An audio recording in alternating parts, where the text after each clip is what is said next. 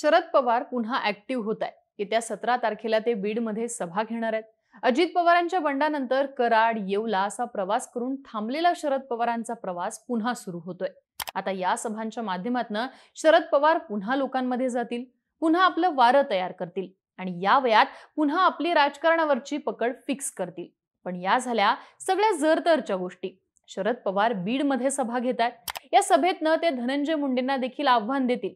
हे सगळं मान्य असलं तरी देखील 3 असे मूलभूत प्रश्न आहेत की ज्यांची उत्तरं दिल्याशिवाय पवारांना पुन्हा मैदानात उतरणं अशक्य आहे. पवारांनी कितीही शक्ती प्रदर्शन केलं तरी देखील या 3 प्रश्नांची ठाम उत्तरं जोपर्यंत जनतेला मिळत नाहीत तोपर्यंत पवारांचं वारं तयार होणं अशक्य आहे.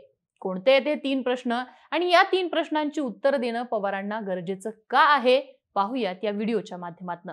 नमस्कार, मी आरती आणि तुम्ही पाहताय बोल भिडू. शरद पवारांना ज्या 3 प्रश्नांची उत्तरं दिल्याशिवाय मैदानात उतरता येणार नाही त्यातला पहिला प्रश्न आहे तो म्हणजे अजित पवारांसह 9 आमदारांच्या अपात्रतेचं काय झालं. अजित पवार गटाच्या बंडानंतर राष्ट्रवादीच्या पवार गटाने पहिल्या आठवड्याभरातच अगदी आक्रमक भूमिका घेतली. शरद पवार, जयंत पाटील, सुप्रिया सुळे, जितेंद्र आव्हाड अशा नेत्यांनी पत्रकार परिषदा घेत आपले मुद्दे जनतेसमोर मांडले. यातलाच एक मुद्दा होता तो अजित पवारांसह इतर नेत्यांवर अपात्रतेची कारवाई करण्याचा. जयंत पाटील, सुप्रिया सुळे आणि आव्हाडांनी तर 3 जुलैच्या रात्री अगदी उशिरा पत्रकार परिषद घेत मंत्रिपदाची शपथ घेणाऱ्या आमदारांवर अपात्रतेची कारवाई करणार आहोत असं सांगितलं होतं. मात्र त्यानंतर दुसऱ्याच दिवशी अशी कोणतीही कारवाई करणार नाही आणि ती कारवाई त्याचा पुढाकार हा प्रदेशाध्यक्ष म्हणून जयंत पाटलांनी केल्याचं सांगत शरद पवारांनी या प्रकरणातनं एक प्रकारे हात झटकले. जयंत पाटलांनी मात्र मंत्रिपदाची शपथ घेणाऱ्या आमदारांवर अपात्रतेची कारवाई करण्यासंदर्भात आपण अध्यक्षांना पत्र लिहिल्याचं सांगितलं होतं. आता अशी कारवाई करण्याचं पत्र लिहून 1 महिना झालेला आहे. शिवसेनेच्या बंडाचा अनुभव पाहता अध्यक्षांकडून या प्रकारची कारवाई ही लगेचच होईल असं म्हणता येत नाही. पण याच कारवाईबाबत पवार गट शांत झालेला दिसतो. जयंत पाटलांनी संपूर्ण अधिवेशनात या अपात्रतेच्या कारवाईचा एकही प्रश्न उपस्थित केला नाही. ना पवार गटाकडून अजित पवारांसह इतर मंत्र्यांवर अपात्रतेची कारवाई करावी म्हणून अधिवेशनात मागणी लावून धरण्यात आली. थोडक्यात काय तर घेतलेल्या कायदेशीर भूमिकेबाबत शरद पवार गट शांत राहिलेला दिसतोय. अजित पवारांनी बंड करून देखील ना पक्षांतर बदलीचा मुद्दा चर्चेत आहे ना अपात्रतेचा मुद्दा. आता या गोष्टीचा पवार गटाला बसणारा फटका म्हणजे अजूनही बऱ्याच आमदारांनी आपली थेट भूमिका स्पष्ट केलेली नाहीये. शरद पवारांकडून देखील कायदेशीर कारवाई केली जात नाही तोपर्यंत शरद पवारांचाच अजित पवारांना पाठिंबा आहे असं परसेप्शन बिल्ड करणं सोपं जातंय.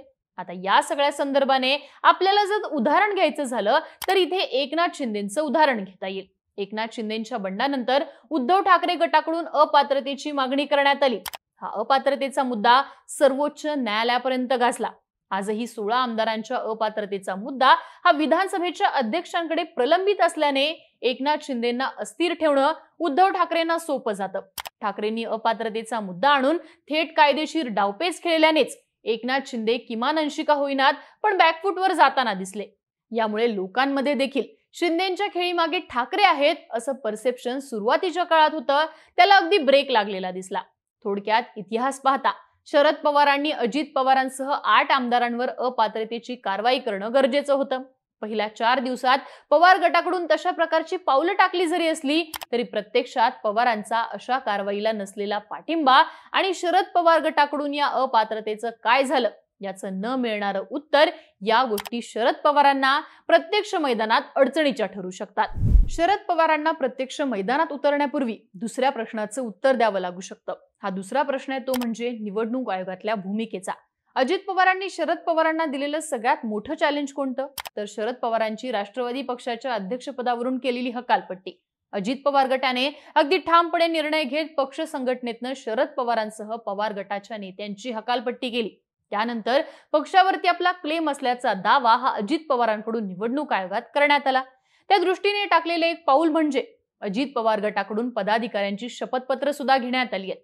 अजित पवारांच्या या भूमिकेनंतर दोन्ही गटांना आपापलं स्पष्टीकरण द्यायला निवडणूक आयोगाने सांगितलं. पक्षाच्या घटनेमध्ये राष्ट्रीय अध्यक्ष म्हणून पवारांचं असणारं महत्त्वपूर्ण स्थान आणि शिवसेनेप्रमाणे राष्ट्रवादीच्या घटनेत नसलेले लूप होल्स पाहता शरद पवार गट निवडणूक आयोगात आक्रमक भूमिका घेऊ शकत होता. मात्र निवडणूक आयोगाला दिलेल्या उत्तरात राष्ट्रवादी काँग्रेसमध्ये कोणताही वाद असल्याचं शरद पवारांना प्रथमदर्शनी दाखवता आलेलं नाहीये. राष्ट्रवादी काँग्रेसमध्ये कोणताही वाद नाहीये असं अगदी वेळ मारून नेणारं उत्तर शरद पवार गटाने निवडणूक आयोगाला दिल्याचं सध्या सांगितलं जातंय. वास्तविक पाहता उद्धव ठाकरेंप्रमाणे शरद पवारांची बाजू लंगडी नसताना देखील शरद पवार गट निवडणूक आयोगासमोर आक्रमक होताना दिसत नाही. पक्षात फूट पडलीच नाही असा नॉमिनल प्रतिवाद करत शरद पवार गट आजही संपूर्ण राष्ट्रवादी काँग्रेस हा पक्ष एकत्रित असल्याचा दावा करतो. साहजिकच मग अशा वेळी शरद पवारांच्या भूमिकेवर प्रश्नचिन्ह निर्माण होतं. त्यामुळेच निवडणूक आयोगात नेमकी किती कठोर भूमिका ते घेणार हे सप्रमाण दाखवूनच शरद पवारांना आता मैदानात उतरावं लागणार आहे. आणि शरद पवारांना मैदानात उतरण्या अगोदर ज्या तिसऱ्या प्रश्नाचं उत्तर देणं गरजेचं आहे तो तिसरा प्रश्न म्हणजे शरद पवार आता तरी अजित पवारांविरोधात थेट भूमिका घेणार का? शरद पवारांनी बंडानंतर जी भाषणं केली त्यात कुठेही अजित पवारांचं नाव घेऊन त्यांच्यावरती टीका केलेली दिसत नाही. या उलट अजित पवारांनी थेट शरद पवार यांच्या विरोधात टीका करत उभा सामना असल्याचं दाखवून दिलं. राष्ट्रवादीत जे बंड झालं, जी उभी फूट पडली त्याचे करते करविते अजित पवारच आहेत. त्यामुळे अजित पवारांना टाळून शरद पवार किती दिवस लोकांकडून सहानुभूतीची अपेक्षा करणार हा प्रश्न उपस्थित होतो. एकनाथ शिंदेंच्या बंडानंतर ठाकरे गटाने थेट विरोधाची भूमिका घेतली. या भूमिकेतनं गद्दार 50 खोके हे परसेप्शन ठाकरेंनी जनमानसात रुजवलं.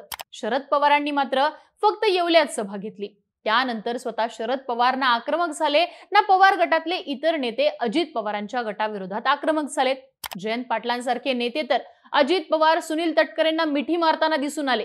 रोहित पवारांसारख्या नेत्यांनी अजित पवारांसोबत गेलेल्या नेत्यांविरोधात आक्रमक भूमिका घेतली असली तरी त्यांनी थेटपणे अजित पवारांवर एकही टीका केलेली नाहीये. अर्थात अजित पवारांना मिळणारा हा क्लिअर पास शरद पवारांभोवतीची संदिग्धता वाढवताना दिसतो. त्यामुळे स्वतः शरद पवार जोपर्यंत अजित पवारांवरती थेटपणे टीका करणार नाहीत तोपर्यंत बंडामागे शरद पवार नाहीत हे लोकांना मान्य होणार नाही.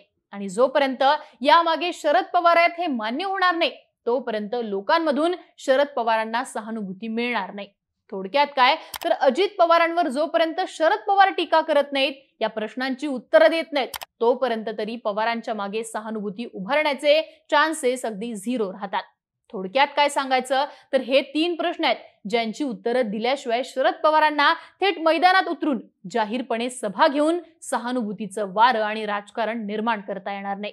आता हे 3 मूलभूत प्रश्न टाळून शरद पवार आपल्या मागे सहानुभूतीचं वारं तयार करू शकतील का?